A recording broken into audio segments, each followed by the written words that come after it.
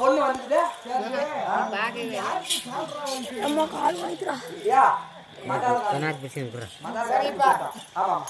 யாரிடத்தில் என்ன பேச வேண்டும், என்ன பேச வேண்டும், எப்படி இருக்க வேண்டும், சரியா? அப்படின்னு முதலே தெரியும். சரியா? எதுவுமே பேசல. யார் இன்னார் யார் அப்படி நம்ம ஒழுக்க முறை தெரிஞ்சுக்கணுமா? அப்படி இருந்தவன் இங்க அமர்ந்திருக்கிற தெய்வீக திருச்சபை. திருச்சபை இதெல்லாம் ஒரு சின்ன கூச்சி குழந்தை பாருங்க, கூசல் பீசல் இல்ல போ. அதான் சொல்வார்கள்,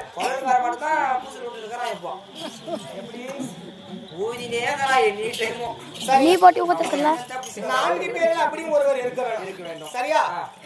என் பேச்சு நீ கேக்குறியா? இல்ல ஒருபோதும் கேட்க மாட்டேன். சரியா? உன் பேச்ச கேட்கணும். நீ எப்படி நடக்கின்றாயோ உன் எண்ணம் போல நீ வாழ்க அப்படின்னு உரைத்து விட்டேன். சரி, அப்படி இருந்தாலும் 4 பேர் இருந்தாலும் சபை, 4000 பேர் இருந்தாலும் சபை. சரியா? அப்படி இருக்கக்கூடிய வேலையிலே கண்ணோர்க்கு இடமல்ல கடவுள் பார்ப்பாருன்னு அகத்தில் திருவாரூர் முகத்தில் வரணும்.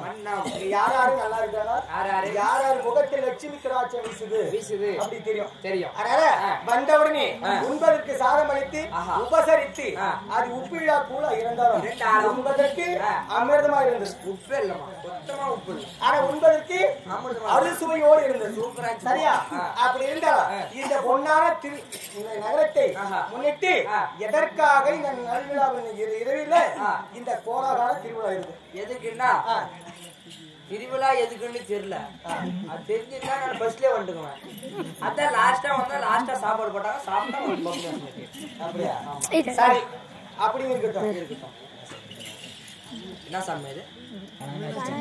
அதனால இந்த கனகநாச்சியம்மன், சரியா, இந்த 64 அவதாரம் கொண்ட இந்த அம்மன் ஒரு அவதாரம். ஓ அப்படியா? ஆமா, சரி. இந்த கனகநாச்சியம்மன் அந்த அம்மனுக்கு பாலால் அபிஷேகம், தேனால் அபிஷேகம், நெய்யால் அபிஷேகம் செய்துவிட்டு இந்த ஓரிரவு கனி குளிர வேண்டும் அப்படின்னு சொல்லி உறங்காமல் யார் ஒருவர் இருக்கின்றார்களோ அவருக்கெல்லாம் இந்த அம்மன் கண்டிப்பா அருள் கொடுப்பா. சரியா? அப்படி இருந்தாலும் உங்களுக்கு தான் எனக்குமா சரிம்மா அப்பதான் தூங்குறேன். அதனாலே அருள் கொடுக்க மாட்டான்.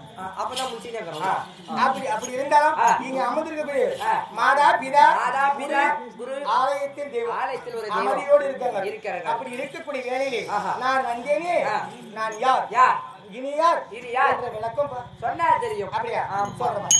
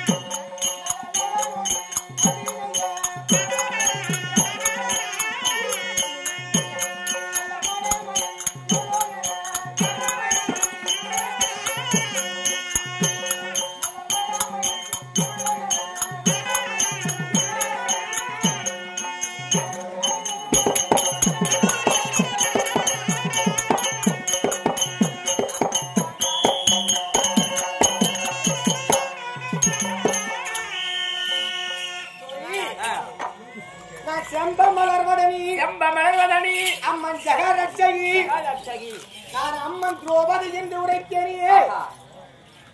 நான் யாருக்கு மகள் தெரியுமா? யாருக்கு?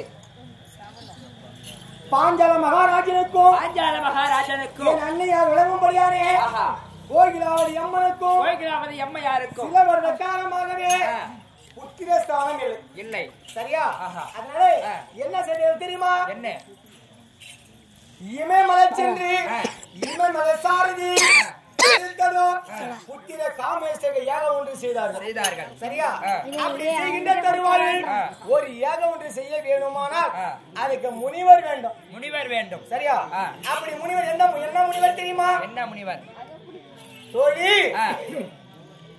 இமயமலசாரியில் புத்திர காமேஸ்வர யாகம் ஒன்று செய்தார். யாசர் உபயாசன் சொல்லக்கூடிய இந்த முனிவர் அழைத்து சென்று யாகம் செய்தார். அந்த யாகத்தில் 16 வயது பருவ மங்கையாகவே நான் பிறந்தேன். ஓ, நீ பிறந்தாய். ஆமா. அப்படி எப்படி பிறந்தேன் தெரியுமா? எப்படிமா?